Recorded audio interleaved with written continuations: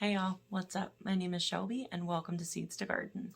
Today we are going to be planting our first set of seedlings. It's about the second week in March here at the homestead. So I'm about 2 weeks later than I wanted to get these started, but better late than never. So we're going to jump into it tonight. So today we're going to be planting things such as brassicas, lettuce family, anything that has a super long germination. Those sorts of things are what we're going to be planting, and I'll do a summary at the end of the video of everything that we started. So things that you'll need to start your seedlings. First off, you need a packet of seeds, followed by some form of seed starting mix. So you don't necessarily need seed starting mix.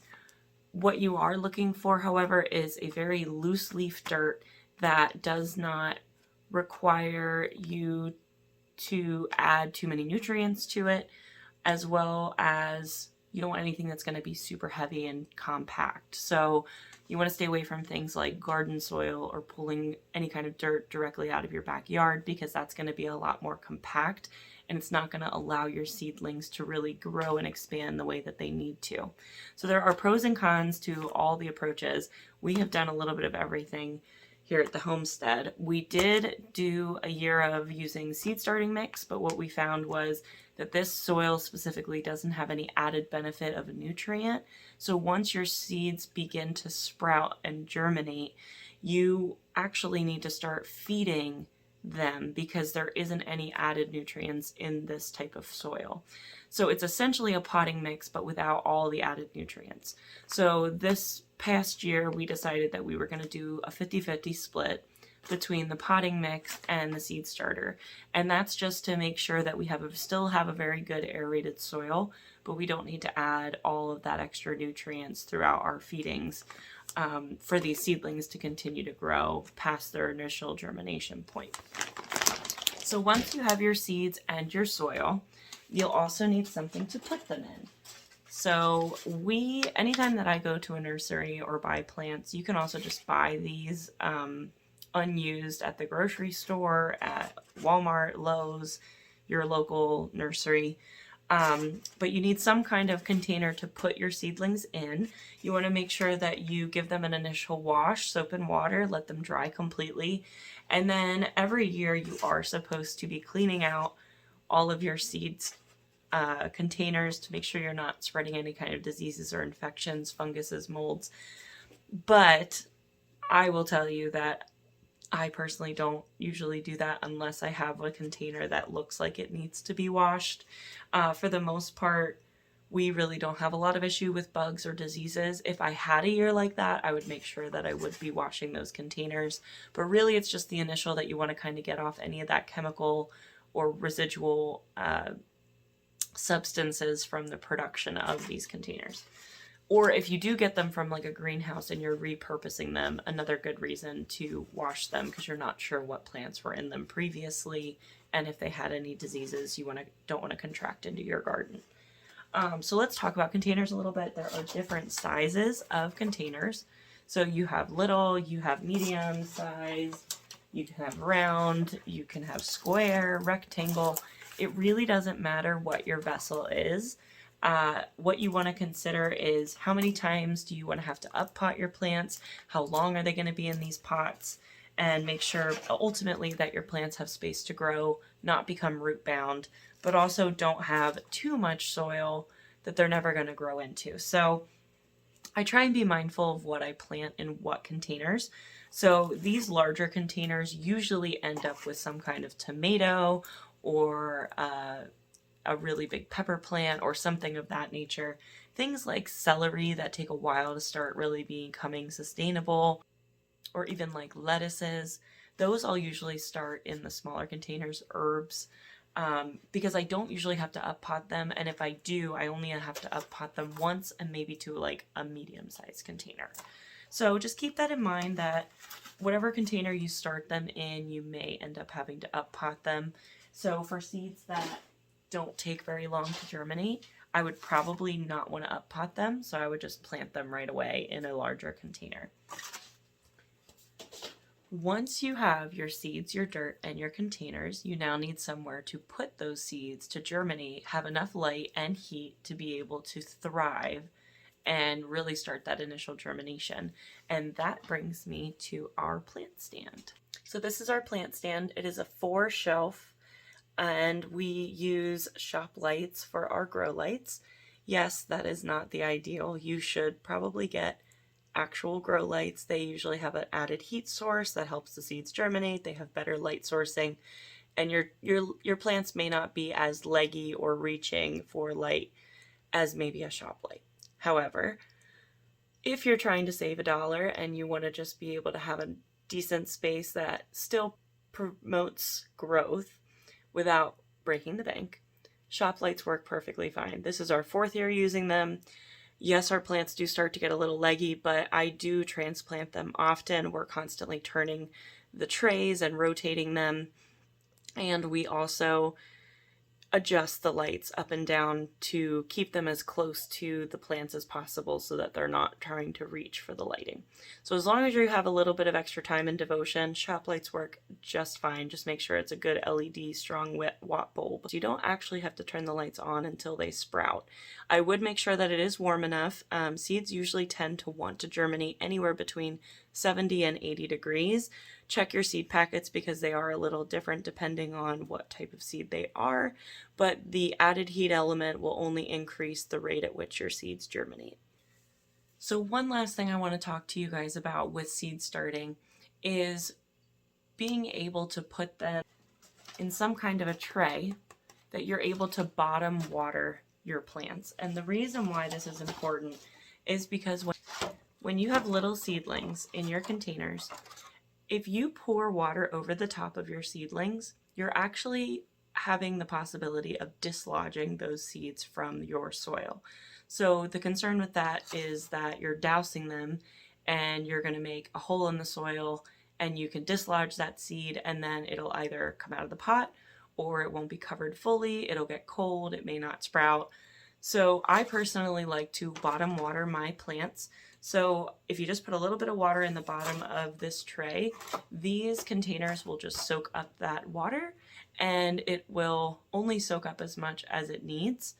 And then your seeds will have enough water to germinate. So I personally like these trays. They're good for bottom watering. They're also good to really transplant and move around your seeds, especially when you're starting to harden them off. It's easy to just pick them up and put them outside. I'll start to rearrange the trays a little bit to put the plants that I know I'm going to be taking out with me in the same pallet, so I can just pick up the same pallets outside. So these trays are super beneficial. You can get cardboard bottom trays, but you're not going to be able to do the bottom watering. And you do have the possibility of having a mold growing issue because it's going to be constantly wet, and these aren't going to be able to drain out completely. So just keep that in mind. And obviously, if you don't have a tray and you just have them sitting on the shelf, when you water them, you're going to get a water mess underneath. So you do need something underneath them just to kind of collect all that water. Unless you're out in a greenhouse, that would be fabulous, because then it'll just run out onto the ground like it's supposed to. But we don't have a greenhouse. We actually end up starting our seeds indoors. It is nice for climate control. I would love to have a greenhouse, but we're not quite there on the homestead yet. So next best thing, trays for the inside. So I'm gonna start some seeds, and I'll probably leave the camera on for you guys, and we'll just do it in like a fast forward motion. I have some other videos that I had shot last year that really walk you through the process of how to do seed starting, so I will be looking into those videos and editing it for you, and I'll do like a follow-up to this video. But for time purposes, because I'm already kind of behind, I'm just going to start these seeds, and we'll walk you through the process maybe in our second batch. But for now, let's get these seeds started.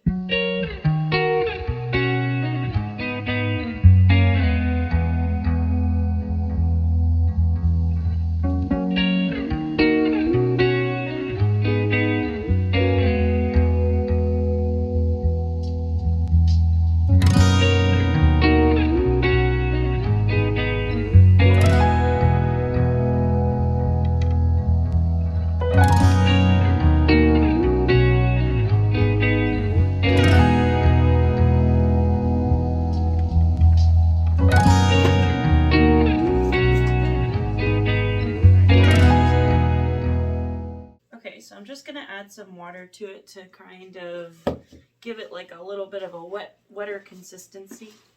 This will allow the seeds to have a good damp start, but you don't want it to be completely drenched, and I'll show you what I mean in just a minute.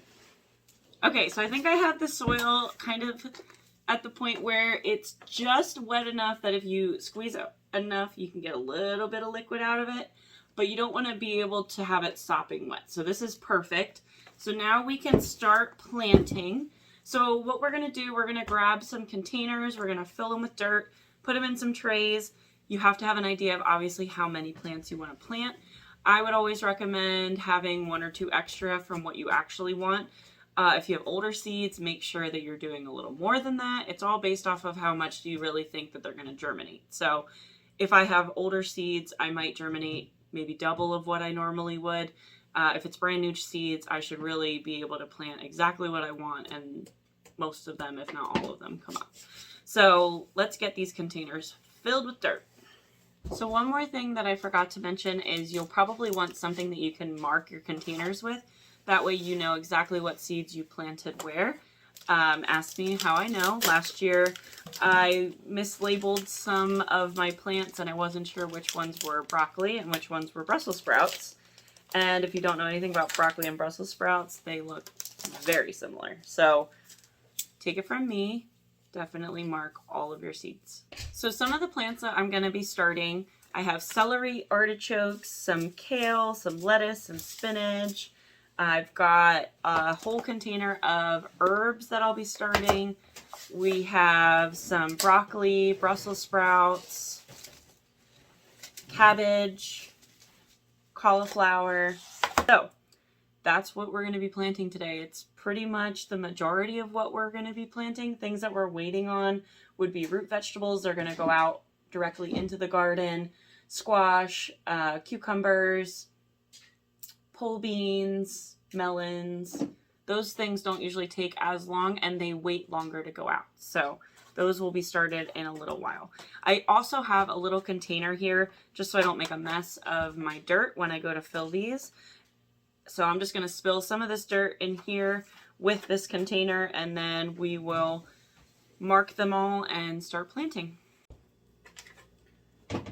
Okay, so so far we have done 2, almost 3 full trays of soil prep, and we're just simply putting the soil in these individual containers, and we don't really compact them down. You just kind of lightly pack them down so that way when you do water them and the soil drops a little bit, they're not empty. The other thing, if you are deciding to use potting mix like we are, you will have to pick through some of your soil and pull out these rather large twigs because they just take up a lot of space in your cells. So we do have like a little pile off to the side here, and we're pulling those out individually.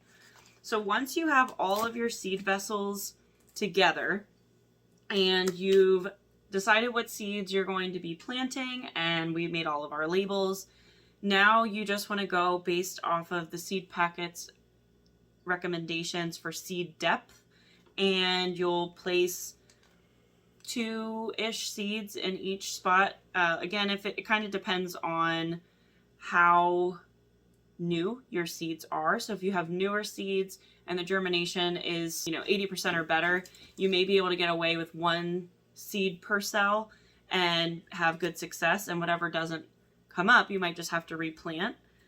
But if you have older seeds, you want to make sure that you're adding maybe 2 or 3 seeds in each cell, so that way you have a better chance of germination. And then what you can do is thin those out afterwards and make sure that you don't have any of those plants competing for each other.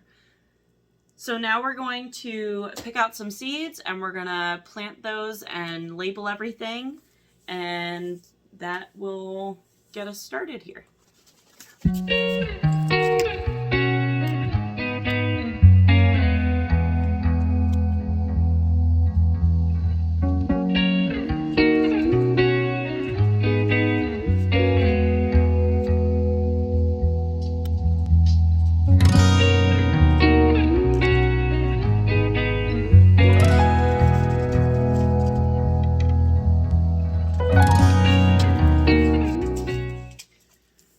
Okay, so I got all of my seeds figured out. We kind of have everything spaced out, figured out how much we were going to be planting, and now we're going to start seeding.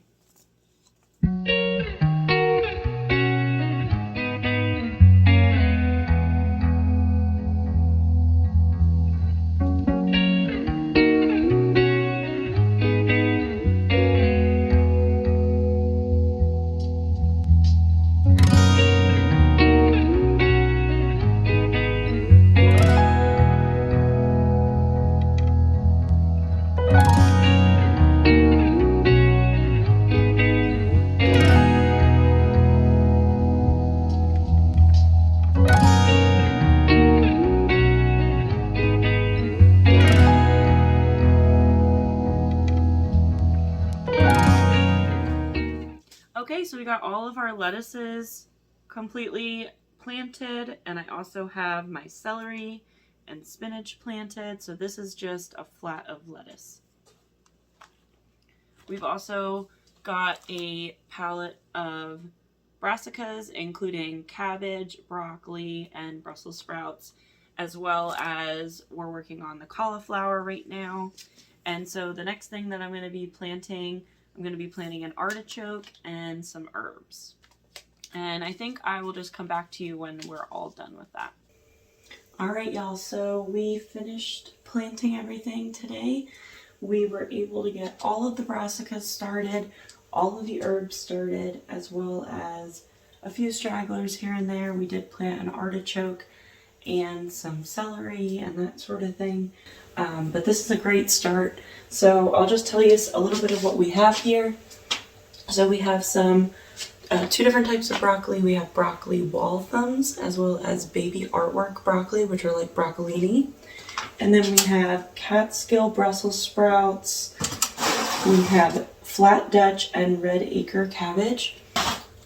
We have cauliflower snowball self-blanching. We have 3 different types of kale. Ragged Jack kale. We have the lacinato kale, which is like the dinosaur kale. And then we also have the dwarf blue, which is just like a normal curly kale. We do the long-standing Bloomsdale spinach. And we just have about 5 or 6 different varieties of lettuce, just mixed salad greens. Everything from Caesar to iceberg, romaine. So there's a bunch of different salads. That's what that is there. And then all of this down here this is all different types of herbs. And I did go over some of those in my seed varieties video. So I will link that for you at the end of this video if you want to watch that. I go into a deep dive of some of the herbs that we bought for this year. So that is what we planted so far. So we'll be planting more plants here in the coming weeks. I probably won't do like a detailed video of it, but I will at least let you know how they're doing. And I will let you know when we start seeing sprouts. You'll notice that we don't have any of our lights on at the moment, and that's simply because until your seeds sprout, there is no reason for them to need any light. Mostly what they need right now is like a heat source. So if you are planting your seeds somewhere where they aren't going to be very warm, it might be good to invest in some kind of like a heating pad. Make sure that you're looking for ones with like automatic shutoffs because you don't want them to get too hot. But that's something you can look into if you're actually starting them somewhere that you can't climate control. These are in our house, so we should be able to keep it pretty decent down here. And we put it in a high trafficking area so that every time we walk past, we know to make sure that they're watered and they're getting enough sunshine, and we get to check and make sure they don't have any diseases or any kind of molds or anything like that. So you definitely want to put your seeds somewhere that you're going to notice them, so that way you check on them. So yeah, that is our seeds, and we're going to wrap up this video tonight because this took a little while and it is getting late. But thank you guys so much for watching, and we'll see you all in the next video. Bye bye.